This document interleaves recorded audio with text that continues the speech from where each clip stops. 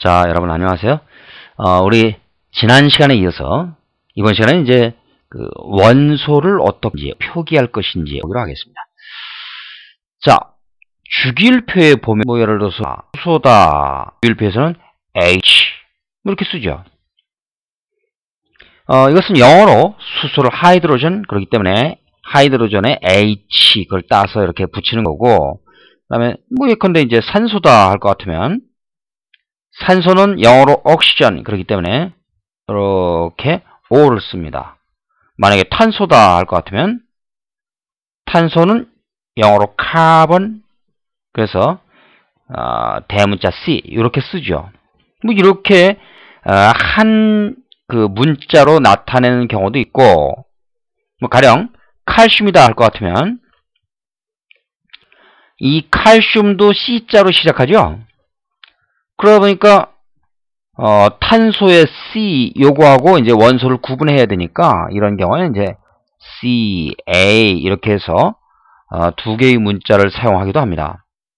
그래서 원소는 이렇게 문자를 하나 또는 두 개를 사용하는데, 문제는 이제 자 이쪽으로 와서 보세요.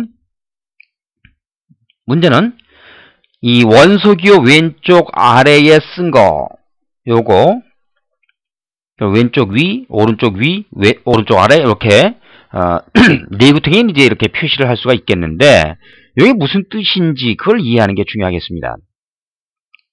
자, 그래서 왼쪽 아래에 쓴 이것을 갖다가 우리는 원자 번호 그렇게 부르죠.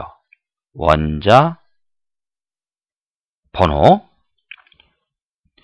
자, 이 원자 번호, 그러면 원자 번호라고 하는 것은 원소의 그 핵 속에 들어있는, 원자의 핵 속에 들어있는 양성자 개수, 그것이 각 원소마다 다 다릅니다.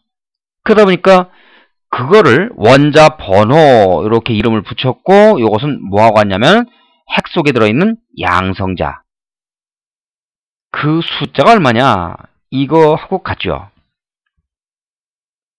양성자 수. 그래서 원자 번호는 양성자 수와 같다. 자, 그 다음에 양성자는 플러스 전기를 띈 거 아닙니까?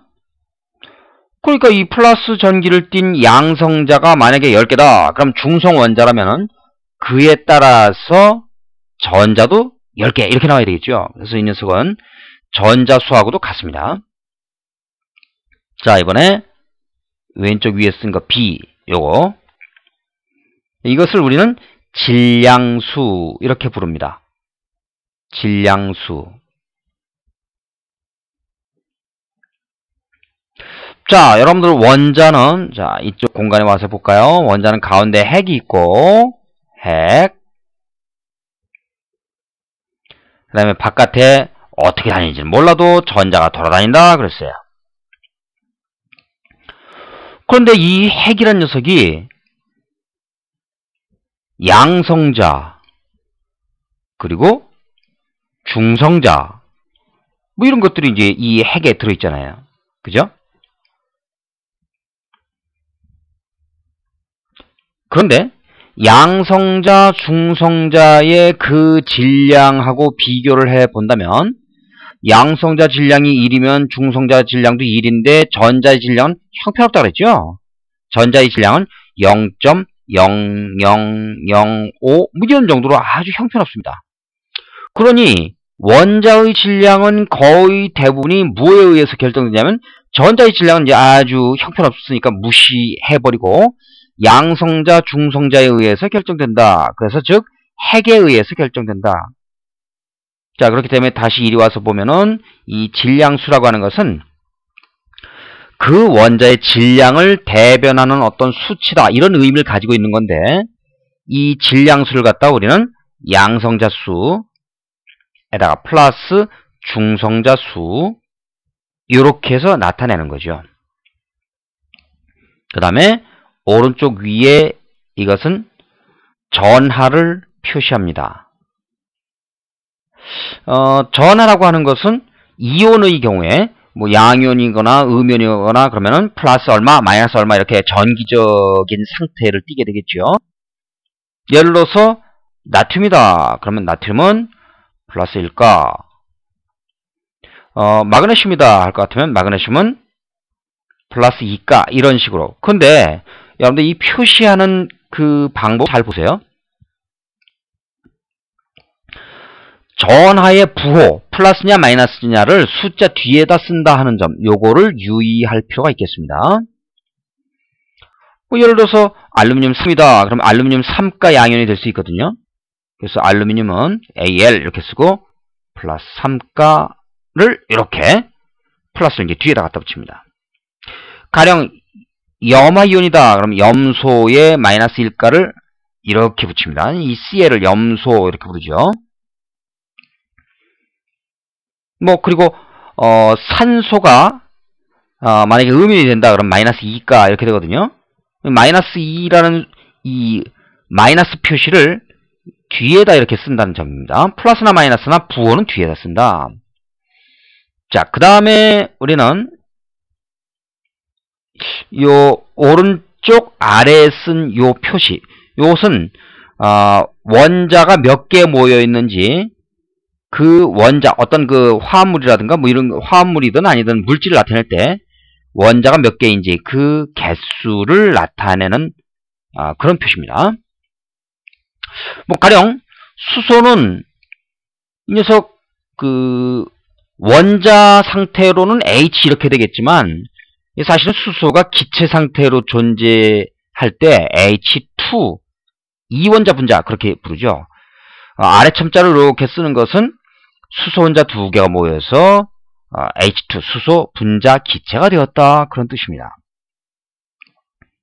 만약에 우리가 이제 연료로 흔히 쓰는 여러분들 아마 메탄가스 이런 말 들어봤을 거예요. 근데 사실은 메탄이라고 하는 것이 지금은 그 표현이 영어식 발음 그대로 좀 비슷하게 이렇게 써가지고 이걸 메테인 이렇게 지금은 씁니다. 근데 이게 분자로 보면 CH4예요. 자, 무슨 소리죠? 이 메테인이라고 하는 것은 이 녀석은 탄소 원자 하나와 수소 원자 4개가 결합해서 이루어진 그런 화합물이다, 그런 뜻입니다. 그래서 이처럼 그 원자의 일자는 생략하고요. 탄소가 1개 그럼 C 하나 이렇게 쓰는 거, 요건 생략합니다. 이거 안 쓰고, 그 다음에 수소가 4개다 하는 거 요거는 이제 써주죠. 그래서 1만 생략하고 그 원소 기호 오른쪽 아래에다가 원자가 몇 개 구성되어 있는지 이렇게 나타내는 것을 이제 우리 원자 개수로 그렇게 표현을 하는 겁니다. 자, 주기율표에서 보면은 원소가 전형원소, 전위원소 이렇게 구분이 됩니다. 전형원소와 전위원소는 딱 정해져 있어요. 전형원소는 1, 2, 족. 여기 족이란 말이 나왔네요. 이게 뭔지는 조금 이따 소개하겠습니다. 그리고 12에서 18족. 이것을 전형원소 이렇게 얘기합니다. 그 다음에 전위원소는 보니까 숫자가 3에서 11이 빠져있죠. 그것을 전위원소 이렇게 불러요. 여러분들이 앞으로 관심을 가지고 잘 봐둬야 할 원소가 일단은 전형원소입니다. 왜 그러냐면 이 전형원소는 전형이란 얘기는 전형적이다, 아주 대표적인 어떤 그 성질을 그대로 잘 따른다, 이런 의미를 가지고 있어요. 근데 전위원소는 무언가 좀 비슷하면서 좀 다른 그런 의미를 가지고 있습니다. 그래서 사실 아주 규칙적이고 주기율표상에서 성격이 팍팍 잘 드러나는 그런 원소, 그 원소가 바로 전위원소라는 거예요. 잘못했죠. 전형원소라는 겁니다. 근데 뭐 사실 여러분들은 흔히 전형원소, 전위원소 이런 말보다는 뭐 금속이 어쩌고, 그죠? 금속, 예를 들어서 철이라든가 금, 은 뭐 이런 금속, 그리고 비금속이 어쩌고 이런 말을 더 많이 들어봤을 것 같아요. 그러면 금속, 비금속 이건 뭐냐? 그 원소와 가지는 속성 중에 특히 전기적 속성이 가장 두드러지게 차이가 납니다. 금속은 전기가 잘 통하죠. 고체 상태. 예를 들어서 금, 은, 철 뭐 이런 것들은 전기 잘 통하잖아요. 비금속은 전기 안 통하죠. 물론 예외도 있습니다. 예외도 흑연 같은 것은 비금속인데도 전기가 잘 통하는 그런 예외가 있지만 일반적으로 이제 그렇다는 얘기죠. 그래서 보통은 이런 그 속성 가지고 이렇게 금속, 비금속 이렇게 구분을 하는 것입니다. 주기율표에서 보면은 금속이 비금속보다 월등히 많습니다. 자, 주기율표, 주기율 그랬으니까 이 주기율 그랬을 때 도대체 이게 무슨 소리냐? 주기적으로 율은 법률 그럴 때 율자거든요. 그러니까 주기적으로 되풀이되는 어떤 규칙을 가진다. 그래서 그것을 주기율 이렇게 얘기합니다. 주기율표에는 주기가 있고 족이 있어요. 그러면 먼저 주기가 뭔지 잠깐 소개를 하면 우리 앞에서 원자는 가운데 핵이 있고 핵은 이제 플러스 전기를 띈다 그랬죠. 바깥에 전자가 있는 이런 공간들이 쭉 뭐 얼마든지 이렇게 나올 수 있을 겁니다.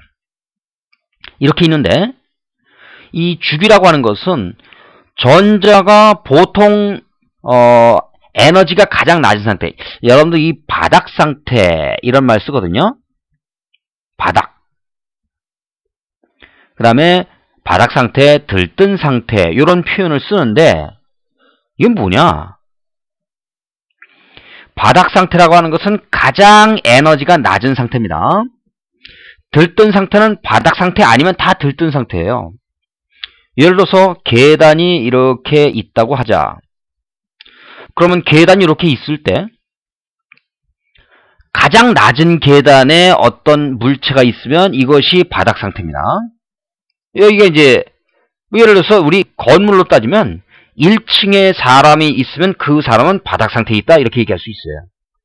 자, 그런데 만일에 이 물체를 갖다가 여기까지 이렇게 옮겨놨다. 그러면은 물체가 1단에서 2단, 3단까지 올라가는 데의 위치 에너지라는 얘기는 이만큼 높이 올라가니까 여러분들 산에 높이 올라가면 힘들잖아요. 그건 왜 그러냐? 높이 올라가는데 그만큼 내가 힘을 쓰고 에너지를 쓰고 그런다는 얘기입니다. 그렇게 올라가는 이런 상태를 들뜬 상태 이렇게 부르는 거예요. 왜? 높이 올라가면 힘들다. 왜? 밥도 먹고 뭔가 힘을 내야 높은 데 올라갈 그 에너지를 낼 거 아닙니까? 이걸 이제 들뜬 상태 그렇게 얘기하는 거예요. 그러면 핵 바깥에 전자가 들어갈 수 있는 이런 공간을 이것을 갖다가 뭐라고 하냐면 전자 껍질 그렇게 얘기하죠. 전자가 들어갈 수 있는 마치 양파 껍질처럼 껍질이 있다 이렇게 생각을 하는 겁니다. 그런데 이 전자 껍질이 바닥 상태의 원자에서 전자 껍질이 몇 개 있느냐 그거에 따라서 바닥 상태라는 얘기는 가장 안정한 상태 그런 얘기입니다. 그 전자 껍질 개수에 해당하는 게 바로 주기수예요. 주기수. 그래서 만약에 1주기 원소다 그러면 전자 껍질이 1개짜리다 그 얘기예요. 그러니까 수소하고 헬륨은 껍질이 여기까지만 있어요. 여기 어디? 여기 첫 번째 여기까지만 있어요. 물론 바닥 상태일 때. 그런데 이 녀석도 그러면 바닥 상태가 아니면은 전자를 받아서 이렇게 올라갈 수 있을 거 아니에요. 그죠? 여기까지 이렇게 갈 수도 있고 물론 그럴 수 있죠. 근데 지금 주기율표에서 따지는 그 전자 껍질 개수는 바닥 상태를 기준으로 해서 따집니다. 들뜬 상태는 바닥 상태는 한 가지지만 들뜬 상태는 무지무지 많이 있을 수 있으니까. 족이라고 하는 것은 우리 전형원소에서 이제 가장 그 특징이 드러나는데 전형원소의 일자리수 그것이 원자가 전자수와 같다 이런 말이 나오죠. 원자가 전자가 뭔지 그 말을 또 좀 새겨봐야 되겠습니다. 그래서 원자가 전자 그랬을 때 이 원자가 전자라는 얘기는 화학 반응에 관여하는 그런 전자를 갖다가 원자가 전자 이렇게 부르는 거예요. 그런데 이 원자가 전자는 가장 바깥 껍질, 뭐 그렇겠죠. 어떤 A라는 원소가 있고 B라는 원소가 있어서 이놈들이 서로 만나서 반응을 해가지고 뭐 예를 들어서 A, B 이렇게 된다고 하자. 그랬을 때 이게 만나려면은 가장 바깥에 있는 전자, 가장 바깥에 있는 전자 이놈들이 서로 우리 뭐 결합을 하든지 주거니 받거니 이렇게 해서 이게 만들어진단 말이죠. 그렇기 때문에 이 원자가 전자를 다른 말로 가장 바깥 껍질 전자라 해서 최는 가장, 외는 바깥, 각은 껍질, 가장 바깥 껍질 전자. 뭐 그렇게 부른다는 얘기죠. 그래서 원자가 전자 equal 최외곽 전자, 가장 바깥 껍질 전자 이렇게 부르고 그 개수하고도 같다. 이렇게 이제 나타냅니다. 자, 그러면 도대체 이게 무슨 소리인지 그 이해를 좀 해봐야 할 텐데 그것은 주기율표에 대한 구체적인 분석과 함께 알아보기로 합니다. 자, 이번 시간에는 그 주기율표의 구성이 어떻게 되는지 간단하게 그 맛 좀 봤고 우리 이어서 주기율표에 대한 분석을 또 진행하게 될 겁니다.